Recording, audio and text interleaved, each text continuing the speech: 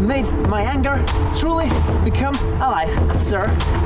Now, I'm going to show you what is...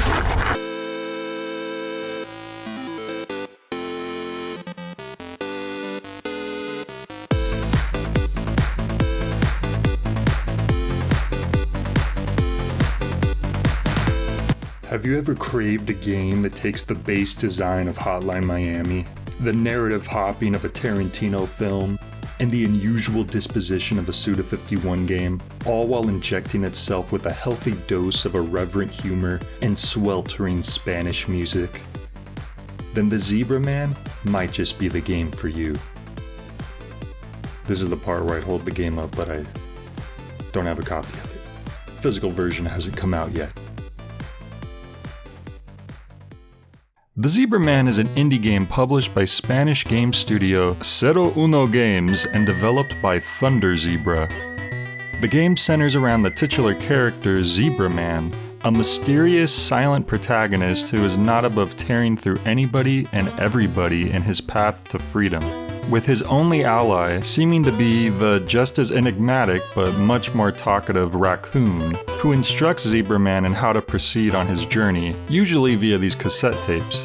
The Zebra isn't the only person you play as, however, as the game often switches perspectives between chapters, having you control characters that are sometimes badass and cool, and other times incredibly irredeemable and vile. It's actually quite effective when the game has you walk around in the shoes of a particularly awful character, seeing just what it is that makes them so dislikable firsthand, before throwing you back into control of the Zebra Man with the feeling of complete validation and lack of guilt as you mercilessly go after the villain you were just playing as.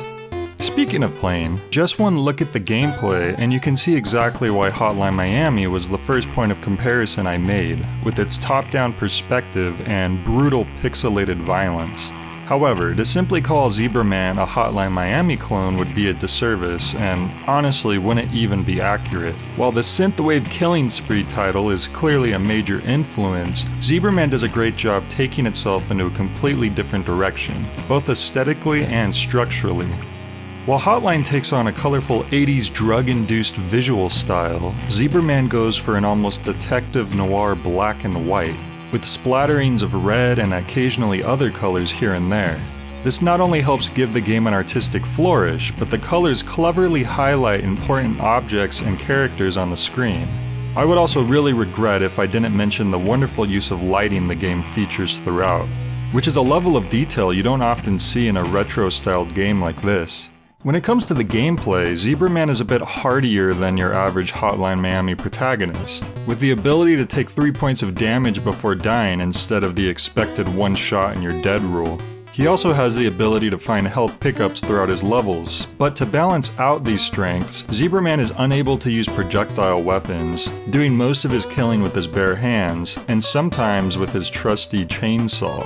To unbalance out this nerf, however, Zebra Man also has Rage Mode, which he's able to activate after getting 5 kills in a row without being hurt, which greatly increases his speed and makes him invincible for a short while. Just make sure you use it once you've got it, because all it takes is one hit and you've got to refill that rage meter all over again.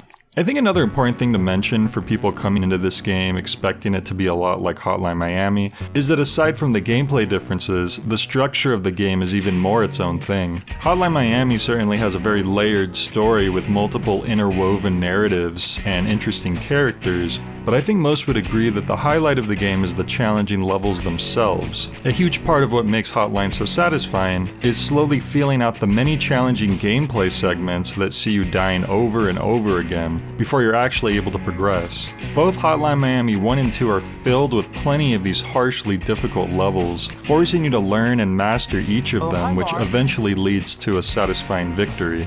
The bulk of Zebra Man does not contain these types of levels, but that isn't a bad thing, because it isn't trying to be a Hotline Miami clone.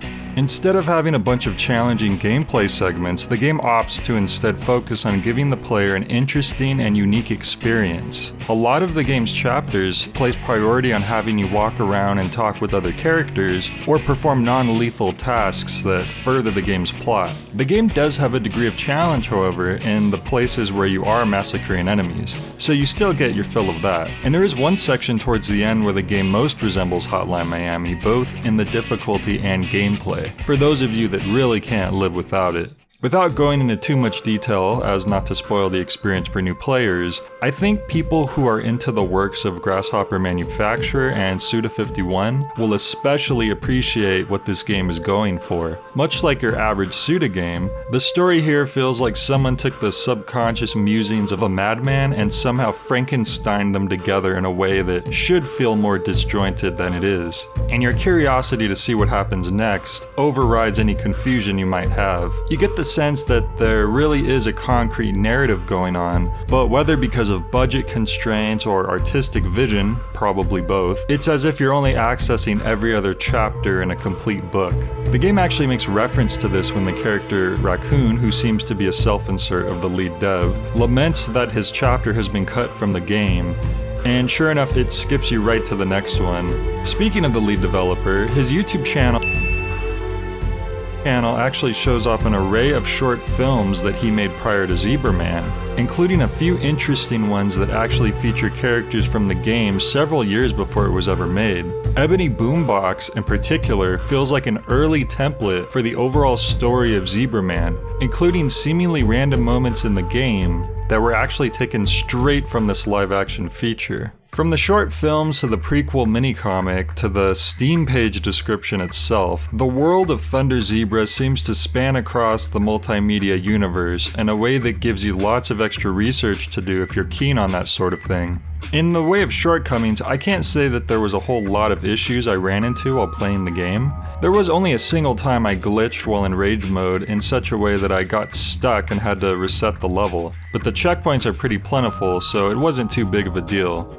It can also be kind of tricky to see the enemies at times due to the characters blending into the black and white background, but it's possible that this was an intentional choice. I have to give a fair warning that this game is quite short in the way of a basic playthrough, with my first time through taking me less than 2 hours to complete. The fact the game is fairly short might make you scoff at the fact that between each chapter there's a narrated recap of events, but honestly, these are so over the top and entertaining that they're one of my favorite parts of the game. The events of Chapter 3 are still a mystery. You've been playing It really reminds me of the in-between segments in No More Heroes 3. And speaking of No More Heroes, there's a song here that sounds a lot like the TSA level select music too. Okay, so... Oh! This sounds like the trap beat that plays in Travis Strikes Again when you're choosing your death ball.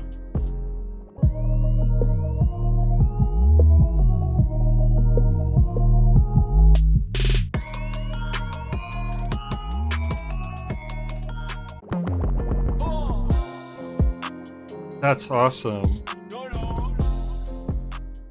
There's also some extra objectives which can give you a bit more replay value, including the true challenges that task you with 100%ing the levels, with the reward being an extended true ending. There's also some concept-y, arty type pages hidden in various stages that serve as an optional collectible, though I do wish the game had a level select option to make searching for these a little easier. It does, however, contain a neat adaptive difficulty system if you are having some trouble with any of the levels, as well as several different language options, which is pretty impressive for a game this size. If you're a Suda fan, this game feels a lot like what you might get from a compact, indie-sized Suda51 experience, in an alternate dimension where he was born in Spain. If you're not a Suda fan, it's very possible you might still find this game enjoyable too, especially if you don't mind crude, grindhouse-level pixelated violence and sometimes nonsensical storytelling. Oh, and the music is pretty kick-ass too. I did it. I reviewed the Zebra Man. Even if I was hella late. I hope Thunder Zebra doesn't mind I took so long. What if I took so long that the next game is out already, and then that means I'm behind on reviewing that one too? What if I took so long that I can't even remember who I am anymore. In fact, what is this exactly? A J review? A quick review? What am I even doing? What am I even wearing? How do I end this review?